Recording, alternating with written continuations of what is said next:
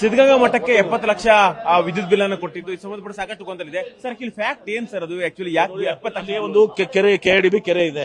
KIDB ನೀರು ಬಳಸ್ಕೊಳ್ಳಕ್ಕೆ ಕೆರೆಯನ್ನ ಸೃಷ್ಟಿ ಮಾಡಿದ್ದಾರೆ. ಅದರಿಂದ ನೀರು ಬಳಸ್ಕೊಂಡಿದ್ರೆ ಅಂತ ಏಪ್ರಿಲ್ ನಲ್ಲಿ ಅಲ್ಲಿ ಲೋಕಲ್ ಇಂಜಿನಿಯರ್ ಒಬ್ಬ ಬಿಲ್ ಕೊಟ್ಟಿದ್ದಾನೆ.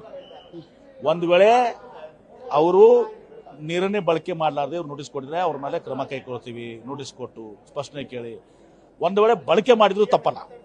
ಮಠ 10,000 ಮಕ್ಕಳಿಗೆ ಶಿಕ್ಷಣ, ಊಟ, ವಸತಿಯನ್ನು ಕೊಡ್ತಾರೆ. ಶ್ರೇಷ್ಠವಾದಂತ ಕೊಡುಗೆಯನ್ನು ಕೊಡೋದು ಮಠ. ಅವ್ರಿಗೆ ನಾನು ಈಗಾಗಲೇ ಹೇಳಿದ್ದೀನಿ, ಸಿಒ ಹೇಳಿದ್ದೀನಿ, ಕಳಿಸಿ ನಾನು ಅದನ್ನ ವ್ಯೂ ಆಫ್ ಮಾಡಿಬಿಡ್ತೀನಿ ಅಂತ ಹೇಳಿ.